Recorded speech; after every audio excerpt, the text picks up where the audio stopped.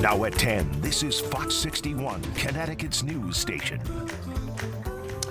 A basketball game over the weekend ended with a scary scene off the court and an arrest of one of the coaches. Thanks for joining us for the Fox 61 News at 10. I'm Brent Harden. And I'm Sarah Sanchez. A Windsor girls youth basketball coach was arrested. He reportedly hit someone with his car after a basketball game in Columbia. The whole thing was caught on camera. Fox 61's Kayla Cade talked with some parents about the shocking incident.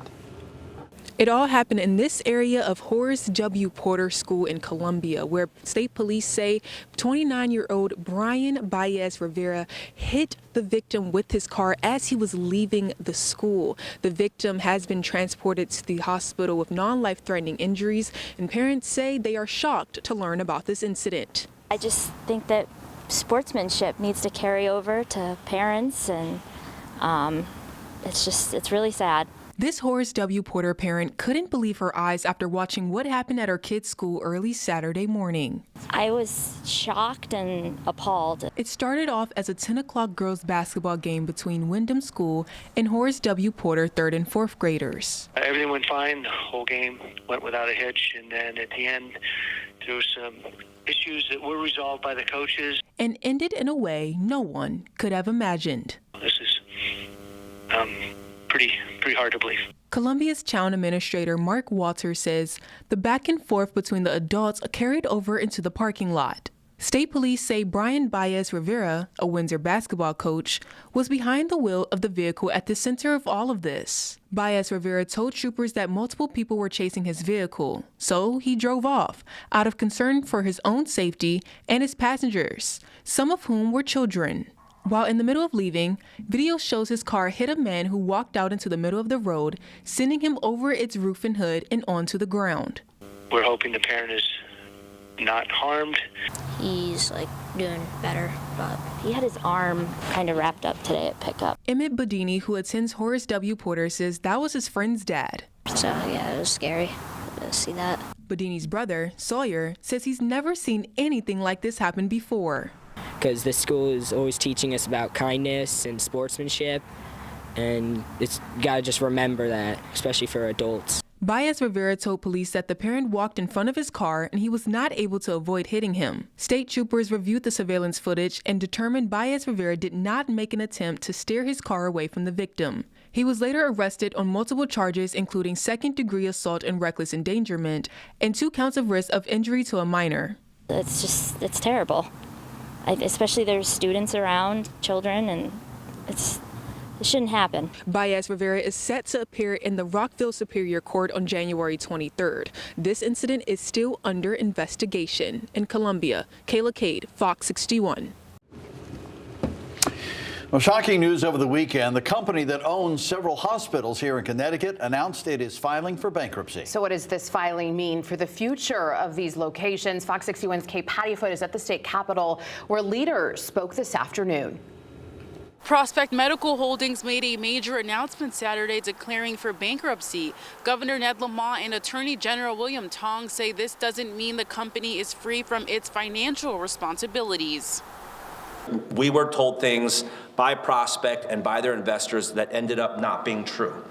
Monday afternoon, state lawmakers and commissioners held a press conference after the bankruptcy announcement from Prospect Medical Holdings. The governor and I have been working closely together, arm in arm, in an effort to keep these hospitals open, okay, and to facilitate a transaction to a responsible owner and party.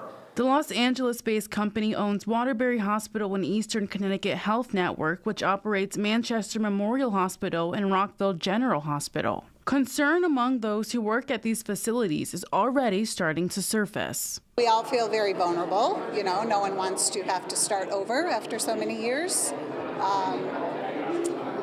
There's some frustration and there is some anger about the process of corporate greed. Attorney General William Tong listed off a number of issues regarding Prospect Holdings. Failed to pay vendors, they engaged in a pattern of neglect and disinvestment, and here we are. State leaders say the next steps in this process is seeking out a new owner for the 3 impacted hospitals. You know, from there, there'll either be another bid process where new vendors, we had 3 bid last time. Yale is obviously the one that we've tried to get over the finish line for a couple of years, and they're probably at the front of the pack. Governor Lamont and Attorney General Tong have made it very clear that this announcement does not mean the hospitals affected will close its doors. Those hospitals will remain open and continue to serve their communities. In Hartford, Kate Pattyfoot, Fox 61. Okay, thank you. Turning to the weather now. We had a mild start to the week here, but it's going to get a little less mild. Let's check in with Chief Meteorologist Rachel Frank for a first look at the forecast. Rachel, what are we talking about? Yeah, cooler, breezy days ahead. And you're probably thinking, no, not the wind again. And while it will be breezy the next couple of days, I don't think it is nearly as windy as the weather that we dealt with last week. Earlier, we had a few flurries and snow showers out there in parts of the state. Those are gone.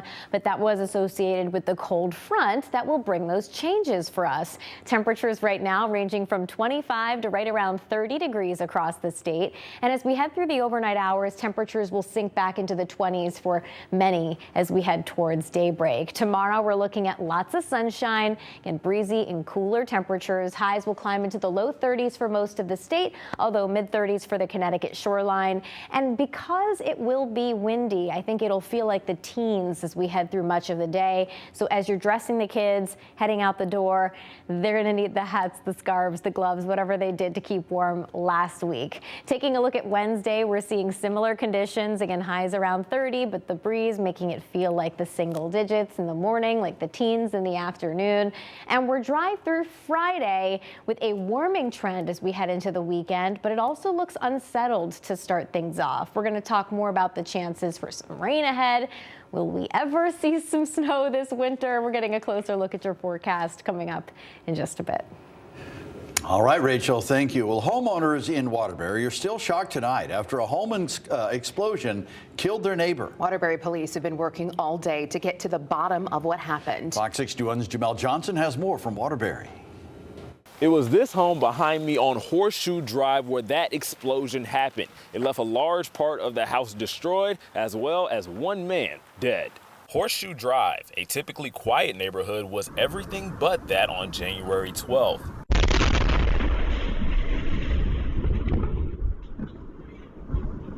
An explosion happened that was so loud, adjacent neighborhoods could feel it too, almost like an earthquake. When police and firefighters got there, the house was on fire, and a 56-year-old man had to be removed from the home and transported to St. Mary's Hospital, where he later died. We spoke with several people in the neighborhood who were at home during the explosion. The couple right next door to the house said, quote, "It was scary. Everything was shaking. All of our pictures ended up coming off the walls. They told us to evacuate for about 3 hours. Once we got back inside, we spent all day hanging stuff back up. Our bedroom also has a hairline fracture in the ceiling. The couple also has a window that can see into the backyard of the house that exploded. They allowed me inside, and when I looked out the window, their neighbor's porch had completely collapsed." We also asked people if they knew of the person who died. One man said, quote, "I've lived here for a while and have spoken to him a few times. It's so sad what happened." Now, no one else I spoke with right now has any structural damage to their property, but everyone is just shocked at such a deadly explosion so close to their home. In Waterbury, Jamel Johnson, Fox 61. Well, Ledyard police are searching for the person responsible for a robbery and assault that happened at a church. Police say an employee at the Ledyard Congregational Church was assaulted and robbed this morning. That employee was found with a face injury and was taken to the hospital. They are expected to be okay. Anyone with any information on this incident should call Ledyard police. We now know the name of the man killed in a stabbing in Waterbury. Police say Marquez Ebron was stabbed and killed on West Main Street Saturday. Police say a 22-year-old was also assaulted during the same incident. They're expected to be okay. No word tonight on any arrests. This was Waterbury's first homicide of the new year. New details tonight about a homicide in Norwich. Police arrested John Paul Sela Pichasaka in connection to the stabbing death of Nelson Chumap. Police say Chumap was found inside a home on Baltic Road Friday with stab wounds, and he died from his injuries. Sela Pichasaka was found inside the home with Chumap and was taken into custody on assault and breach of peace charges, and we're learning a murder charge was added today. Persons facing charges for carrying a rifle vehicle near a Manchester school today. It put the school under lockdown. Police arrived at Verplank Elementary School just before 1:20 this afternoon. Someone reported seeing a person near the playground carrying a rifle. Police found a person with an airsoft rifle and arrested them. The incident, though, is still under investigation. And 2 people have been arrested for a deadly crash that happened last year. Logan Diaz-Lepardo and Abigail Whipple of Torrington are accused of hitting and killing 24-year-old Kevin Gangal in Harwinton. The deadly crash happened on Clearview Avenue in July of 2024. Police say Diaz-Lepardo was driving the vehicle and Whipple was the passenger. The 2 face manslaughter charges and are expected in court tomorrow for arraignment. We have a scam alert to warn you about tonight. This one has to do with your Easy Pass account. We were hearing today many people got this text message that looks like it's from Easy Pass, but it's a scam, not from Easy Pass. Easy Pass will never request payment through text. If you get this text, don't click on the link. If you already have, will secure all your personal and financial information, like locking your credit card or changing your passwords. Then you should file a complaint to the Internet Crime Complaint, aka the IC3. You'll need to give them the phone number you got the text from and the website listed in the message. And once that's done, just delete the text. You can also report it as a junk text. If you're unsure about anything, check with the Easy Pass account on its website.